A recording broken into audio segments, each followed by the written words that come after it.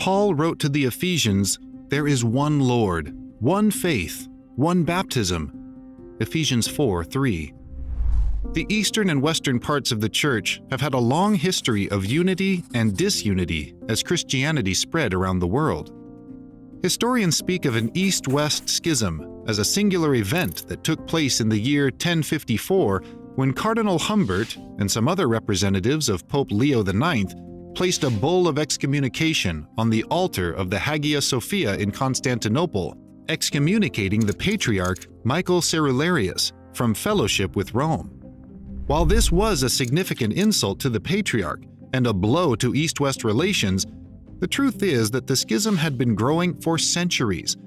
The excommunication event of 1054 was just one of many factors that caused the eastern and western parts of the church to drift apart from one another. When Christianity spread throughout the Roman Empire in the 1st and 2nd centuries AD, the language and culture was primarily Greek.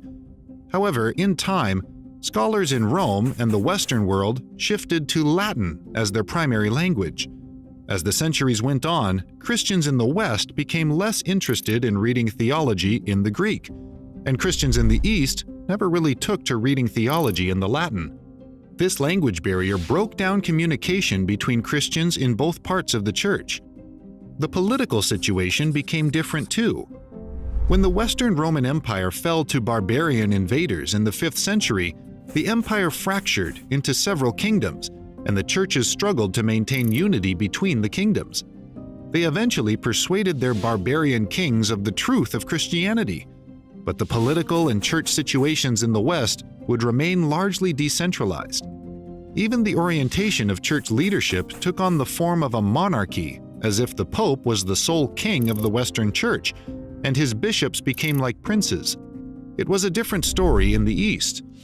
The Eastern, or Byzantine, emperor retained a firm grip on the Byzantine Empire for another 1,000 years after the Western Empire fell. The emperor, whose capital was in Constantinople, had a close and vital relationship with the Patriarch of Constantinople and the patriarchs of the Byzantine Church.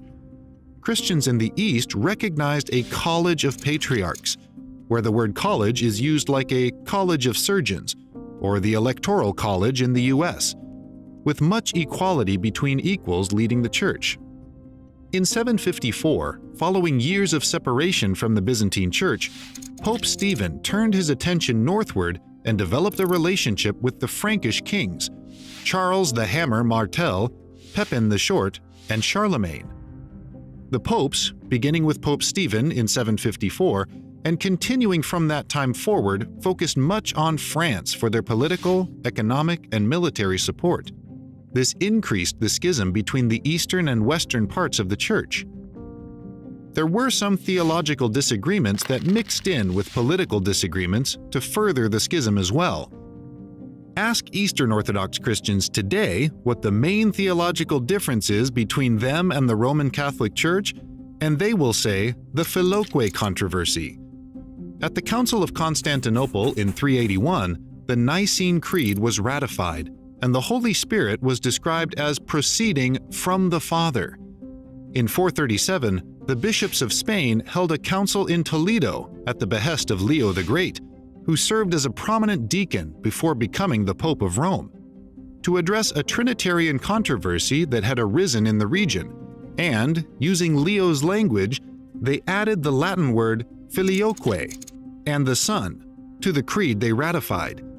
This group of Western bishops explained that the Holy Spirit proceeded from the Father and the Son. This became the standard version of the creed in the Spanish-speaking world, and by the 7th century, the French and German translations of the creed included this phrase. The perception in the East was that this exclusively Western council had overreached by taking it upon themselves to modify the wording of a famous creed, whose wording without this phrase had been ratified by an ecumenical council. While these filioque discussions began small, they eventually evolved into a major sticking point in the schism between the eastern and western parts of the church. In the 9th century, both the eastern and western churches sent missionaries to the Slavs in Bulgaria, which was in the middle of the two regions of the church. disputes broke out as to whether to include the word filioque in the missionary literature or not.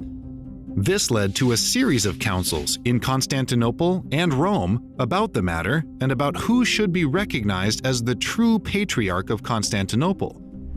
Meanwhile, back in the West, the popes in Rome were attempting to solidify their authority over the Western Church among the different barbarian kingdoms. In the process of doing so, they made claims of the Pope's authority over the entire Church, East and West. Naturally, these claims were ill-received by Eastern Christians, who were willing to recognize the Pope as the Western Patriarch, but only as one among a college of patriarchs. By the 11th century, the papacy grew to the height of its political power and made strong assertions of Rome's authority over the entire Church. While Pope Leo IX did not immediately excommunicate Patriarch Michael Cerularius, the Pope signed a document, primarily written by Cardinal Humbert, which authorized the cardinal to take extreme action if an investigation in Constantinople warranted. Humbert hastily placed the bull of excommunication on the altar of the Hagia Sophia and left the city, thus dramatically formalizing the schism between East and West. The Crusades really solidified the schism and caused it to endure because of the poor behavior of the Crusaders in Constantinople and disagreements about who should be in charge of the church in Antioch.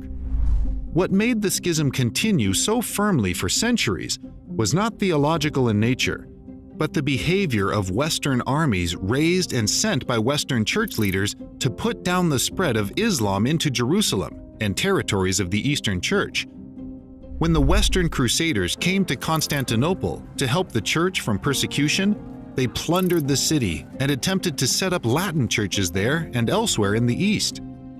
History would remember the Crusaders more as misbehaving mercenaries than people protecting their Eastern Orthodox counterparts.